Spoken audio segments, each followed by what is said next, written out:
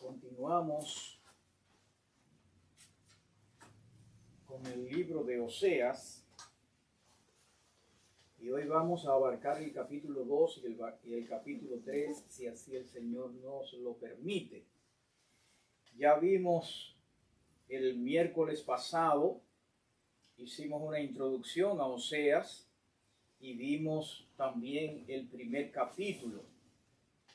Vimos a Oseas, que significa salvación, lo mismo que a Josué dijimos que Josué se llamaba Osea y Dios, ya que después le siguieron 6 reyes que fueron 6 desastres en relación, que incluso no se menciona ni siquiera en el libro y no se sabe el por qué no se menciona, porque él profetizó en los tiempos de esas personas.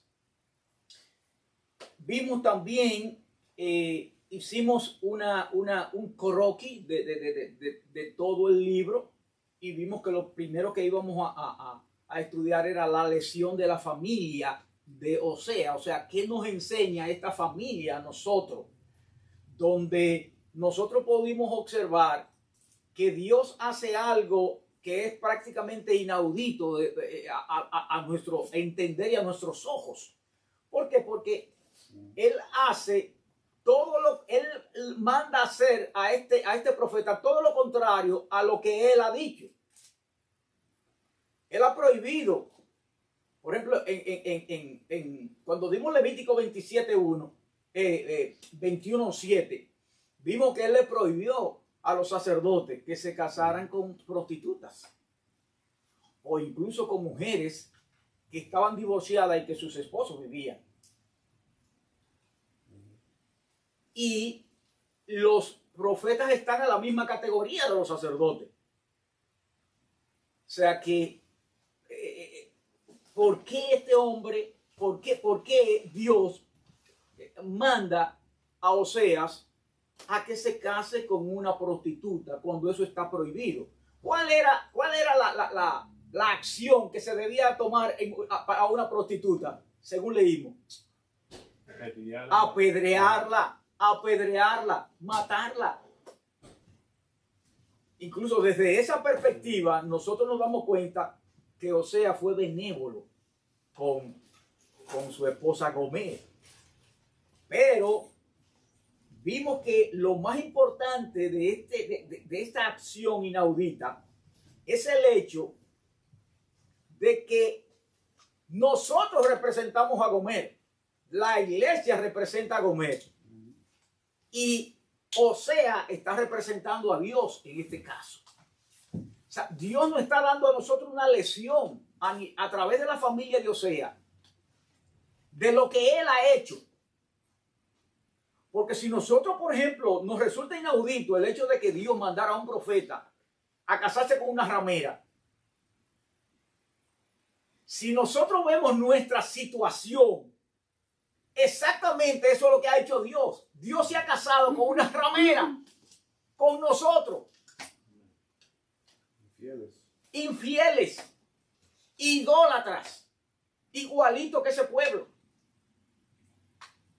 Que solamente por su gracia, que solamente por el hecho de que Jesucristo hizo el sacrificio por nosotros, porque no podíamos hacerlo, era imposible, y Él nos pasó su justicia, Dios no ve a nosotros de la forma en que nos ve. Pero siempre acordémonos esto, que esto es una paradoja de una realidad que el pueblo de Dios vive realmente. Lo que está sucediendo aquí con Oseas y con su matrimonio. Fíjense que incluso, cuando vamos a leer hoy, nos vamos a dar cuenta de eso. Este hombre, a pesar de todo lo que le hace su mujer, él la sigue amando. Es igual que Dios nos sigue amando a pesar de todos los traviesos que nosotros somos. Es lo mismo. Pero, gloria a Dios, que Dios planificó esto desde antes de la fundación del mundo, sabiendo que nosotros nos íbamos a comportar desde esa perspectiva Él no nos deja solo. Amén. Tenemos un abogado que nos defiende, que está a la derecha de Él. Un abogado que dio su vida por nosotros porque nos amó, aun siendo lo que nosotros somos. Él dice en su palabra que Él nos dio vida cuando nosotros estábamos muertos en delitos y pecados. O sea, no tenía por qué hacerlo. Pero Él se satisfizo y nos ama con un amor que nosotros no entendemos. Exactamente eso hizo Oseas con Gomer. Vamos entonces a entrar al capítulo 2 y al capítulo 3. Padre Celestial, Dios eterno y todopoderoso, nuevamente delante de tu presencia, mi Dios, teniendo el compromiso, Padre Celestial, de presentar tu palabra. Por lo tanto, pedimos que tu Espíritu Santo sea el que tome el dominio y control de este siervo, para que tu siervo, mi Dios, se apegue única y exclusivamente a la misma y no se deslice ni a izquierda ni a derecha. Que no diluya, que no divida, sino, mi Dios, que tu siervo, todo lo que vayas a decir, sea producto de lo que tu palabra nos enseña. Gracias, Padre, en el nombre de Jesús. Amén.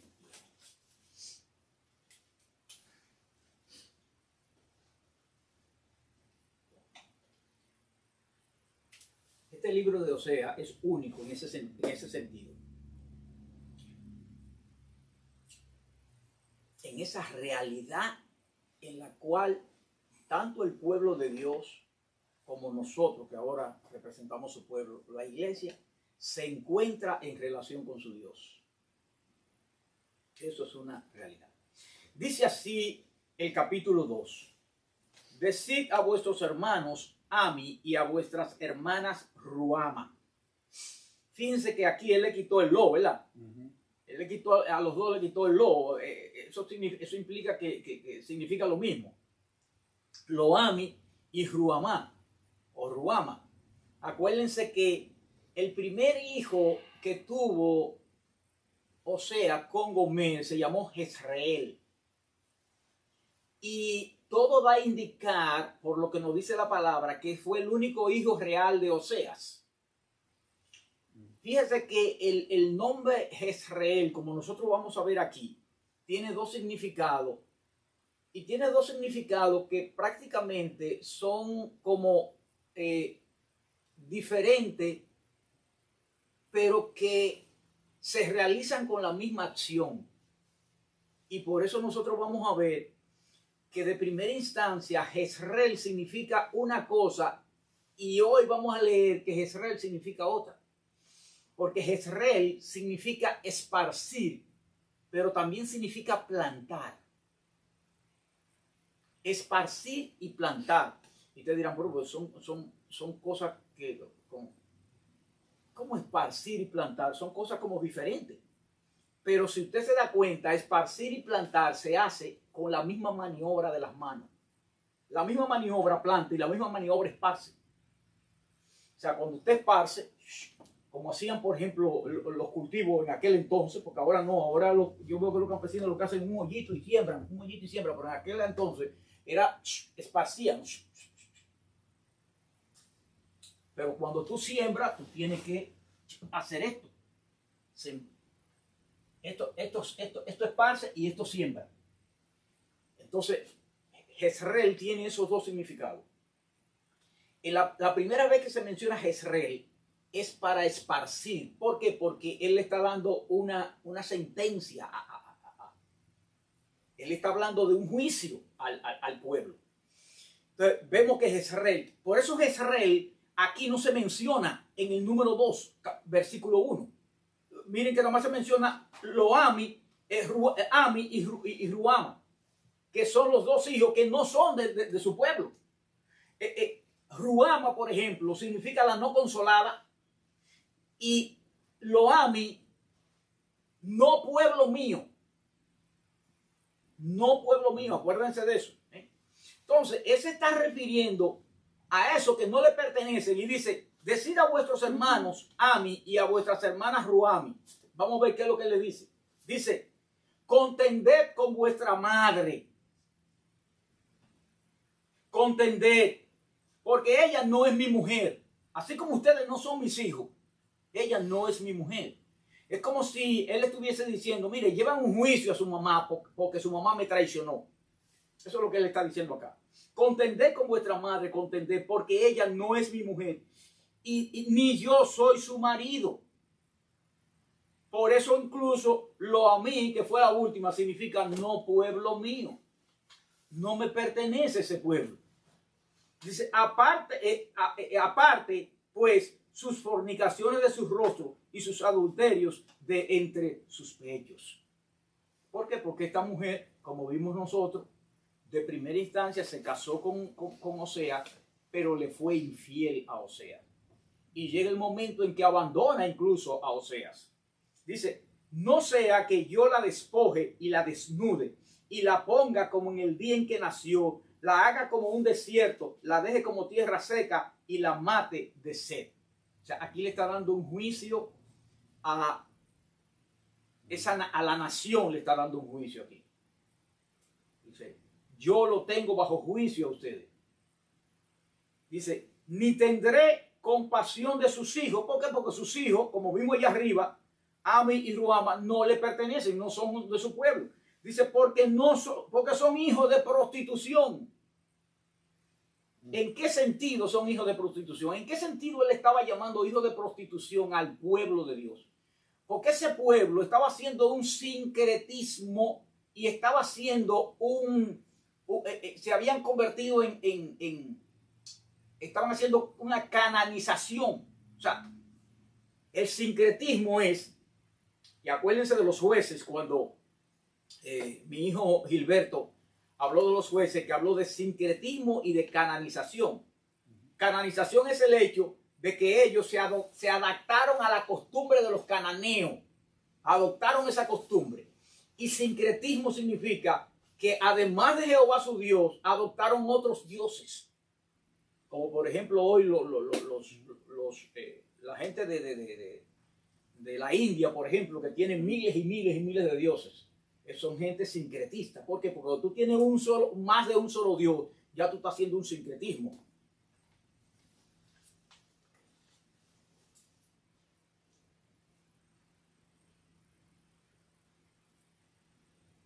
Ni tendré misericordia de sus hijos porque son hijos de prostitución. Acuérdense, por ejemplo, que en este entonces ellos estaban rindiéndole culto a Baal, sobre todo. A Baal, que había sido introducido por, ya vimos, Omri, que fue el papá de Acaz, aquel que se casó con Jezabel, que en el tiempo de ellos realmente, aunque Omri fue el que le dio la entrada a los Baales, Acaz y Jezabel fue que lo concretizaron realmente a los Baales. Y Baal lo que implica es el dios de la fertilidad y el dios del clima. Eso era Baal para ellos. Y entonces ellos iban, les rendían culto a Jehová, inmediatamente iban a los lugares altos a rendirle culto a Baal. Y ellos estaban cumpliendo con los dos, como si los dos estuviesen al mismo nivel. Ni tendré misericordia de sus hijos porque son hijos de prostitución. Porque su madre se prostituyó. Acuérdense que su mamá está representando ¿a quién? A Israel. Pero también nos está representando a nosotros, la iglesia.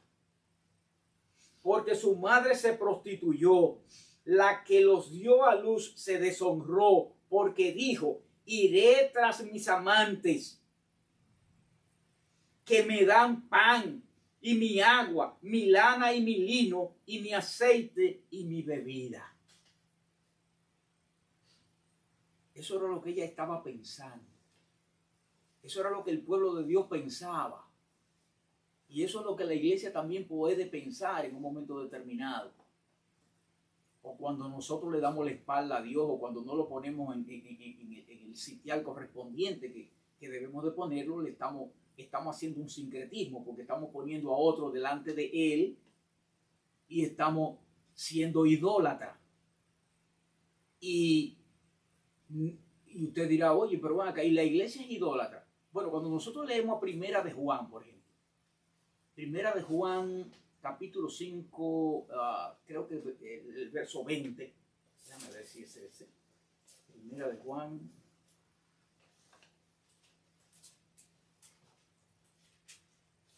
Primera de Juan 5, 20.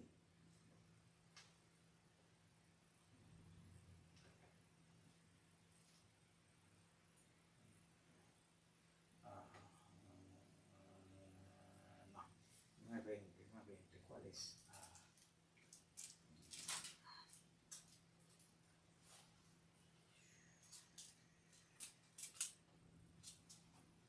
¿Cuál es el versículo? Se me fue el versículo. Capítulo 4. Dice, no, parece que es 5. Capítulo 4. Es que termina diciendo, hijitos, huid de los ídolos. Y le está hablando a la iglesia. ¿A dónde es que lo dice?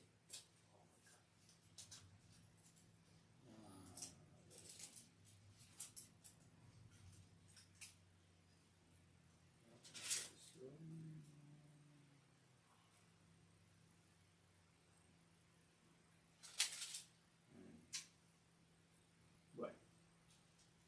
Oh, míralo acá, el 21. Correcto, cuando termina, el 21. Cuando, mira, él está hablando a la iglesia, Juan está escribiendo a la iglesia. Mira lo que dice, hijitos, guardaos de los ídolos. Mira cómo termina él, amén. ¿Y por qué le está diciendo a la iglesia que se guarden de los ídolos? Porque la iglesia tiende a ser también idólatra. Cuando nosotros, mire, nosotros tenemos problemas. Por eso es que es tan maravilloso comprender la doctrina que nosotros estamos aprendiendo en relación al hecho de la doctrina, la doctrina reformada que nos dejó ese tesoro de que realmente nosotros no somos los que podemos salvarnos, como creen los arminianos. Eso es imposible. Oye, si Dios permite que seamos nosotros los que tenemos la decisión, todito tuviéramos muerto en delitos y pecados todavía.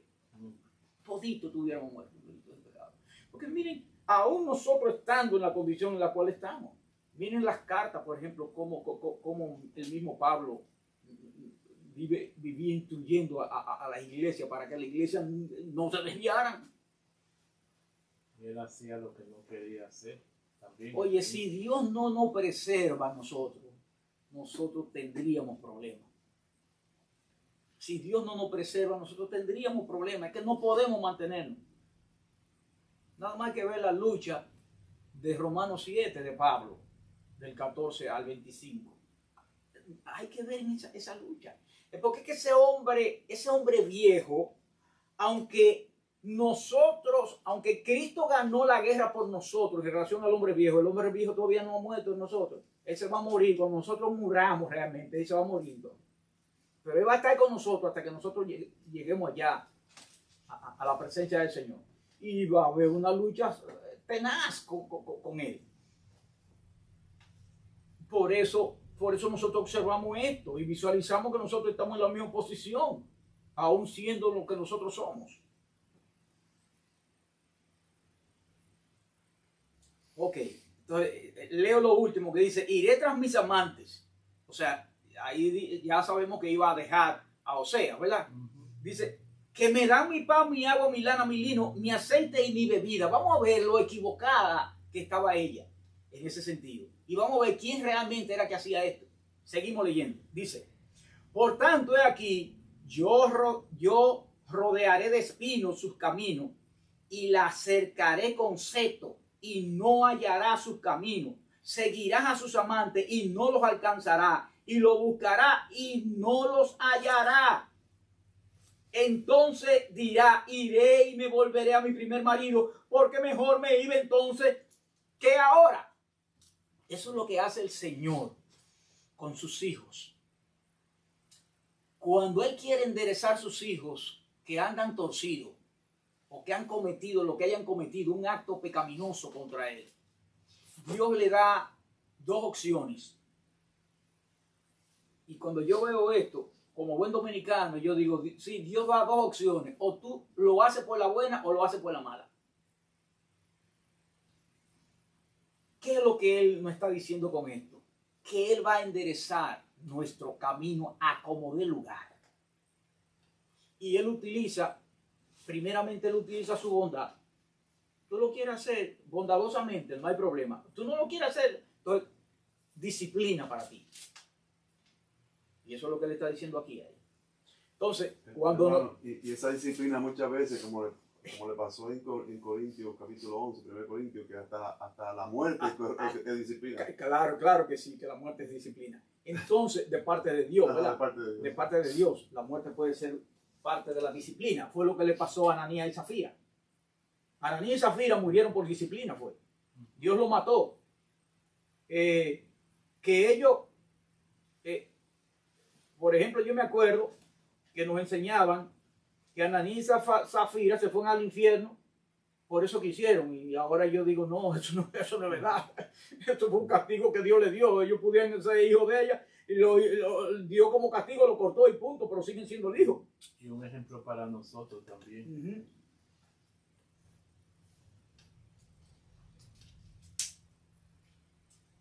Entonces eso es importante. Acordémonos de lo que dice Hebreos Hebreos 12, del versículo 5 en adelante, cuando el Señor nos dice,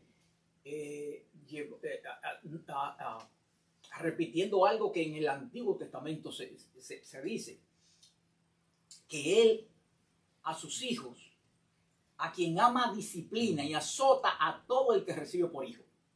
Disciplina y azota a todo el que recibe por hijo. Y nosotros sabemos el por qué Él tiene que hacer eso.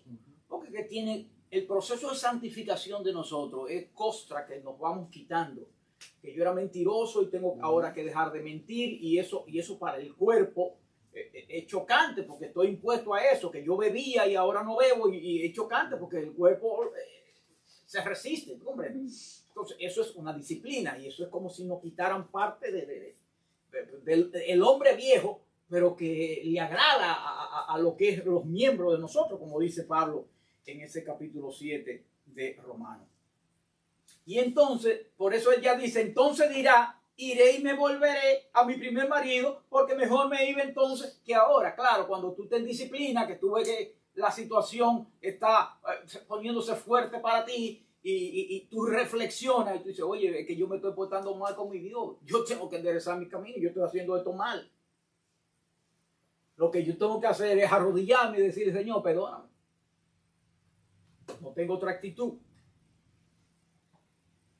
Dice, y ella no, miren aquí.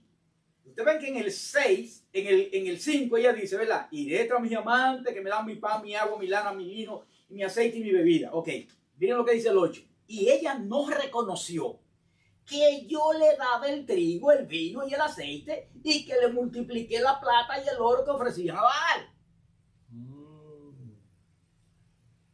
Ok, ¿desde qué perspectiva nosotros podemos y debemos de ver eso? En primera de Crónica 29:14, no sé si primera de Crónica. Hermano, se puede decir también que eso es como el evangelio de la prosperidad, que la gente piensa que es como Dios que está prosperándolo a ellos. Exactamente. Lo que dice aquí, que le ofrecen a Baal, pero que era Dios que correctamente. Ajá. Lo que muchas veces nosotros hacemos, que le ofrecemos a nuestro ídolo, rezagando lo que le pertenece realmente a nuestro Dios, dejándolo a él en un segundo lugar. Miren lo que dice primera de Crónica 29:14, cuando David estaba recolectando fondos para que su hijo Salomón hiciera el templo. Miren lo que dice él en el 29:14. Porque ¿quién soy yo y quién es mi pueblo para que pudiésemos ofrecer voluntariamente cosas semejantes? Y miren lo que él dice. Eso es una pregunta que él se hace. Miren la contesta que él se da. Dice, pues todo es tuyo.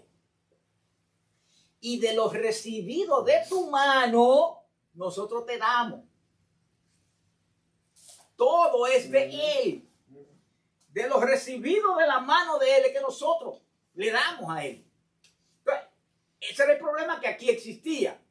Ellos pensaban, el pueblo pensaba que eran ellos con su esfuerzo que le daban a los Baales. Lo que ellos le daban a los Baales, está bien, ellos lo ganaban con su esfuerzo. Ahora, ¿quién le daba el trabajo a ellos? ¿Quién le daba la salud para trabajar? ¿Quién es el dueño del oro y la plata? Es lo mismo que nos pasa a nosotros ahora mismo. Nosotros tenemos nuestro trabajo y nosotros no podemos decir, oye, producto de mi esfuerzo, yo he conseguido todo lo que tengo. Eso es incorrecto en un cristiano. Tú estás poniéndote a ti en primer lugar.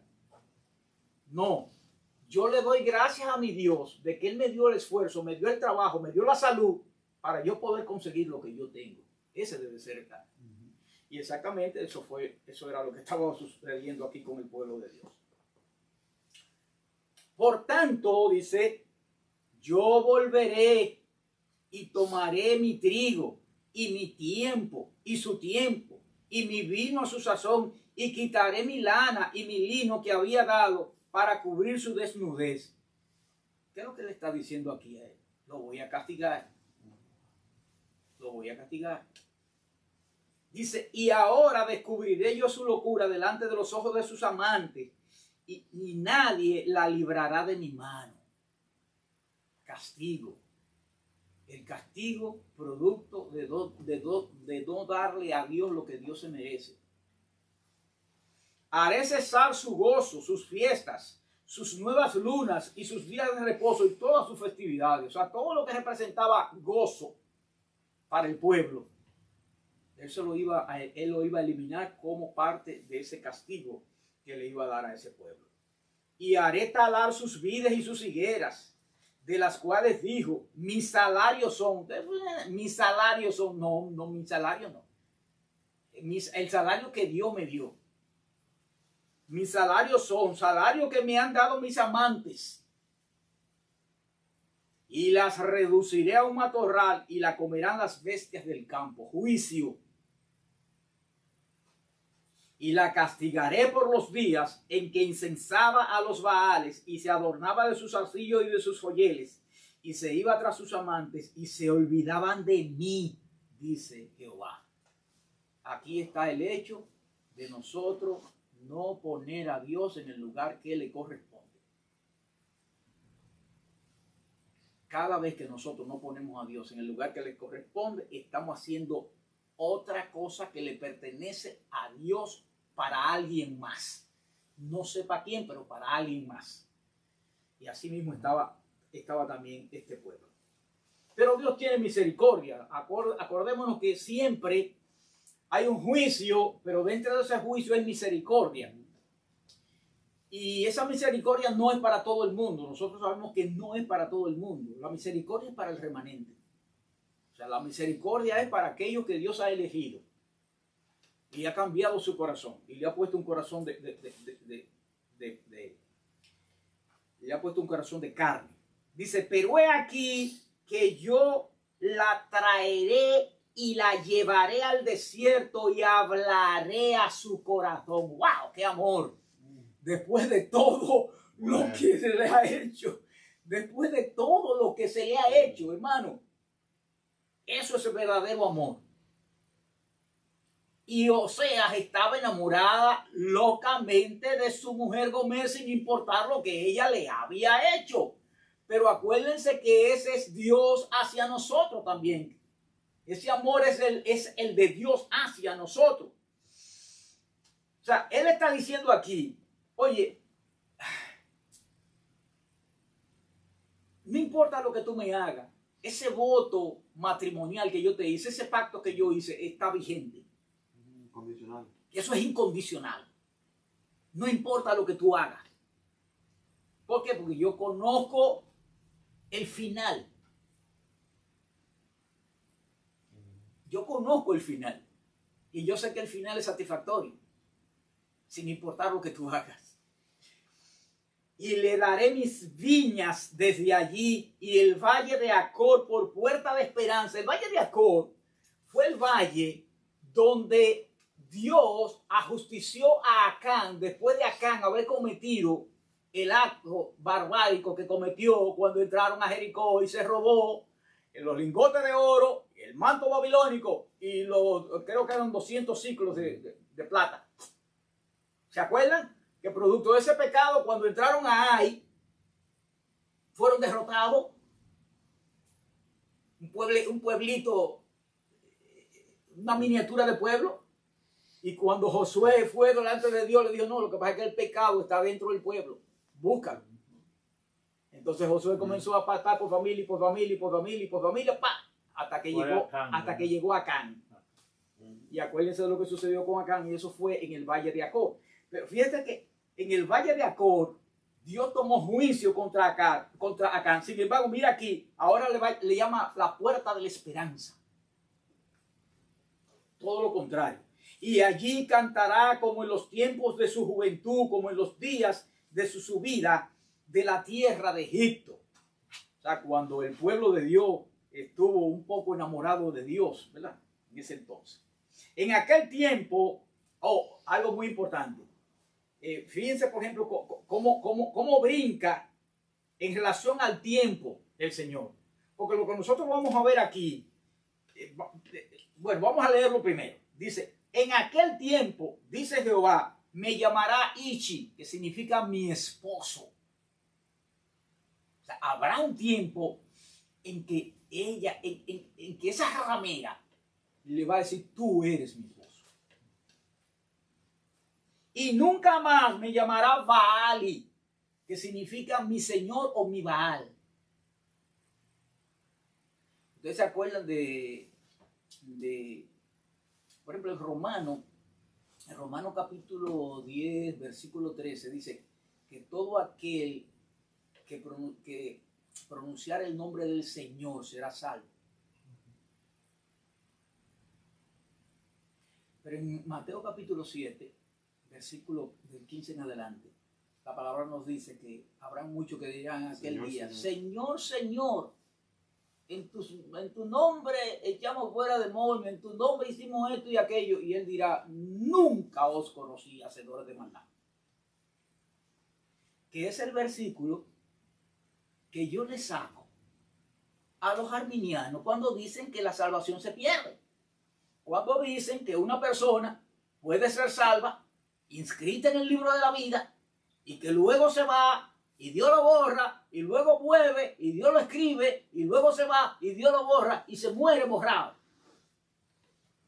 Entonces yo lo llevo ahí. Yo le digo, ajá, mira lo que dice aquí. Aquí dice lo siguiente, aquí. Y el Señor no puede mentirme. Porque aquí dice que esa gente que hacen eso, le van a decir al Señor, Señor. Y Él dice, nunca te conocí. Si ellos hubieran estado inscritos en el libro de la vida, él diga, no, yo lo conocí un tiempo, y él se fue. Y volvió otra vez, yo lo conocí, y volvió y se fue y se murió yéndose de la iglesia. Pero eso es lo que dice aquí. Él dice que nunca lo conoció. Desde que se nació hasta que murió, él nunca lo conoció. Ese nunca fue.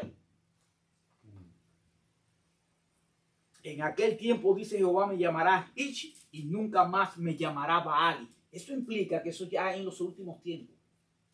Ya ahí nos estamos remontando a la era mesiánica. Dice, porque quitaré de tu boca los nombres de los Baales. ¿Cuándo la iglesia va a quitarse el nombre de los Baales? Cuando esté delante de la presencia del Señor. Mientras tanto nosotros estemos aquí, nosotros vamos a estar detrás de los Baales muchas veces. Dice, y nunca más se mencionará sus nombres. En aquel tiempo haré para ti pacto con las bestias del campo, con las aves de los cielos y con las serpientes de la tierra. Quitaré de la tierra arco, espada y guerra y te haré dormir segura. ¿Por qué? Porque ya eso no se va a necesitar en aquel entonces. Porque estaremos seguros. Incluso viviremos con las bestias, con esas bestias que hoy son carnívoras, que no pueden ver carne si tienen hambre. Con esas bestias viviremos nosotros. Y hablando de bestias, señores, la la verdad que el instinto con el cual Dios hizo a los animales, porque los animales no tienen espíritu, los animales no tienen alma, los animales actúan por instinto. O sea, espíritu nada más tiene el ser humano. Por eso, por ejemplo, en Eclesiastés, cuando habla del entierro de los animales y de los hombres, dice que el espíritu de los hombres va, pero los animales son enterrados, porque ellos no tienen espíritu. Pero a mí me gusta ver muchas veces esas series que dan o esas proyecciones que dan a nivel de YouTube. Yo la veo y yo me quedo pasmado muchas veces con el instinto que Dios le dio a los animales. Porque usted pensar que un animal carnívoro, el instinto lo puede llevar a actuar de una forma totalmente diferente a lo que él es. Presentaron un documental de un señor que cazaba tigres para vender la piel de esos animales. Y un día él se topa con una tigresa en un río y le está apuntando. Pero él ve que la tigresa está como medio desesperada. Y cuando lleva la mira hacia otra parte del río, ve que uno de los cachorros de ella se está ahogando. El tipo dejó el rifle y fue y se tiró a salvar al cachorro. Cuando él salva al cachorro, tú te imaginas, es una tigresa. Es un animal salvaje a quien tú te vas a enfrentar. ¿Tú sabes lo que hizo esa tigresa?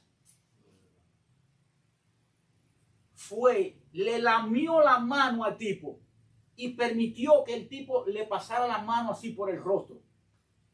Y agarró a su muchacho y se fue la tigresa. El tipo, de ser un cazador de tigres, se convirtió en un ayudador, hizo una especie de empresa para rescatar a los tigres porque estaban en extinción después de esa acción. Y tú dices, oye, es increíble cómo el instinto, el agradecimiento que a través del instinto que puede tener un animal de esa naturaleza. Oh, increíble. Seguimos. Y miren lo que va a hacer en ese entonces. Miren lo que va a hacer en ese entonces. Y te desposaré conmigo para siempre. Voy a ratificar mi pacto de boda contigo. Voy a ratificar ese pacto de boda. Y te desposaré conmigo para siempre. Te desposaré conmigo con justicia, juicio, benignidad y misericordia, que es lo que Él tiene para con nosotros, porque si no, no hubiera fulminado. En aquel tiempo responderé, dice Jehová. Yo responderé a los cielos y ellos responderán a la tierra. Y la tierra responderá al trigo, al aceite, al vino, al aceite, y ellos responderán a Jezreel. Aquí está. Y ellos responderán a Jezreel. No puede ser que aquí me diga que Jezreel significa esparcir, porque él está uniéndose nuevamente a su esposa. Aquí significa plantar. Jezreel. Y la sembraré para mí en la tierra y tendré misericordia de los Ruamá, aún la no pueblo, aún la no compasiva, él va a tener compasión de ellos. Y le diré a Loami, no mi pueblo, tú eres mi pueblo, a quien no era mi pueblo. Ahí incluso está de una manera indirecta, estamos nosotros. En aquel entonces nosotros no éramos pueblo de él, los gentiles están aquí. y él dirá, Dios mío. Capítulo 3.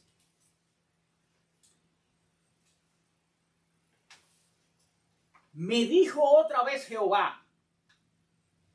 Y fíjense cómo brinca de una situación ya positiva a una situación negativa nuevamente. Es como si retrocediéramos, ¿verdad?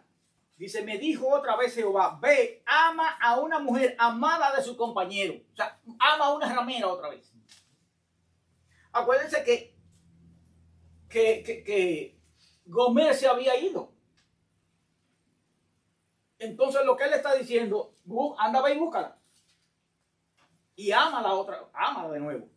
¿Por qué? Porque eso es lo que hace Dios con nosotros. Nos atrae con cuerdas de amor. Dice, ve, ama a una mujer amada de su compañero, aunque adúltera. Como el amor de Jehová para los hijos de Israel. Aquí está la respuesta. Como el amor de Jehová para los hijos de Israel. Los hijos de Israel son adúlteros, pero Jehová los ama. Los cuales miran a dioses ajenos y aman tortas de pasas. La compré entonces, fíjense, la compré. Hoy en la situación en la cual se encontraba Gomer, representando al pueblo de Dios y representando a la iglesia. Ella estaba siendo vendida en la tienda de esclavos. Y nos imaginamos que los que la conocían no querían dar un centavo por ella, ¿verdad? Dice, la compré. O sea, volvió y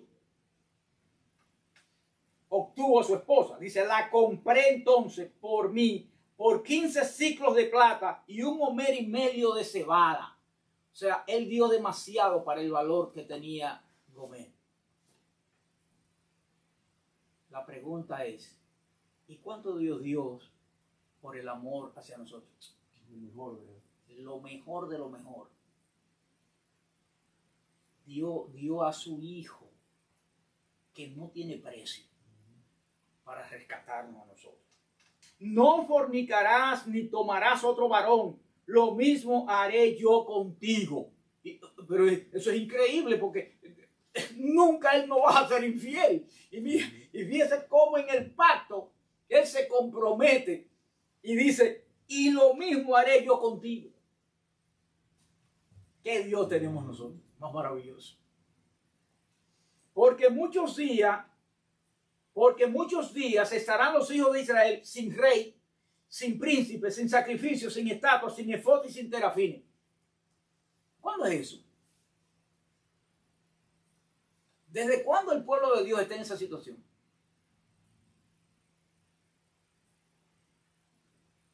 El pueblo de Dios está en esa situación desde el Antiguo Testamento. Desde el Antiguo Testamento, el pueblo de Dios no tiene rey, ni príncipe, ni hace sacrificio, no tiene estatua, ni efod, ni usa terafines, ni nada de eso. Porque los sacerdotes en el tiempo de Jesucristo no usaban ese tipo de túnica ya. O sea, aquí se está refiriendo al tiempo, incluso los 400 años de oscurantismo que nosotros tenemos, no se nos dice que el pueblo de Dios hacía esto ya. En los tiempos de los macabeos y esas cosas. No había rey ni nada de eso en ese entonces, en el pueblo de Dios.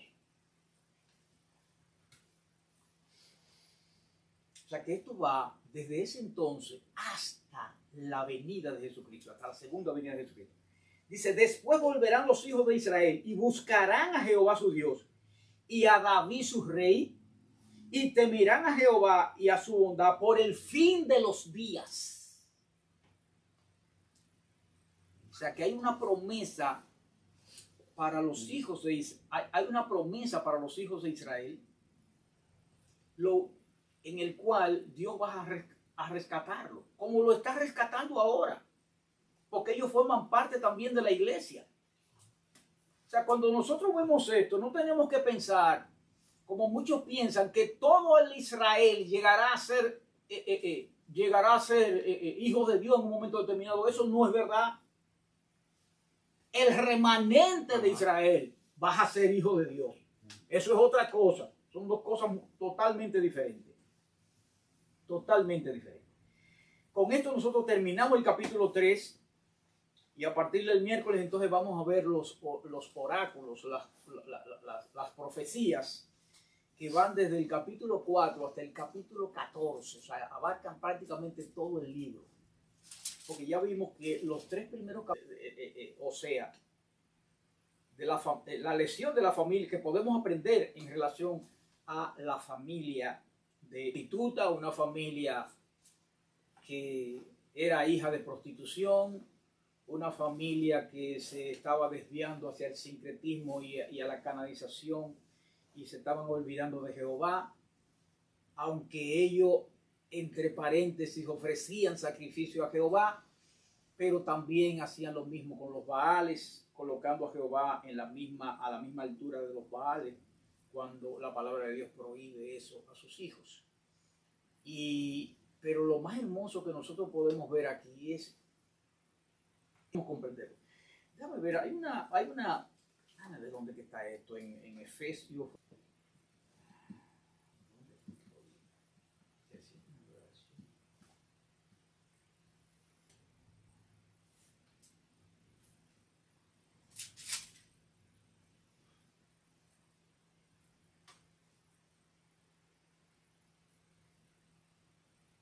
Correcto.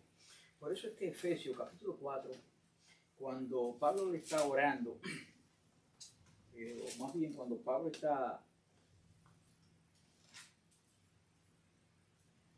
orando creo que está la segunda oración que él hace, no me equivoco, aquí en Efesios. Hablando de Cristo, él dice, para que habite Cristo por la fe en vuestros corazones, a fin de que arraigados y cimentados en amor, seáis plenamente capaces de comprender con todos los santos cuál sea la anchura, la longitud, la profundidad y la altura, y de conocer el amor de Cristo que excede a todo conocimiento. Ese amor que nosotros vemos aquí en Osea es un amor que excede a todo conocimiento. Eso no está dentro eso no cabe dentro de la cabeza de un ser humano. El amor de Dios sobrepasa todo conocimiento.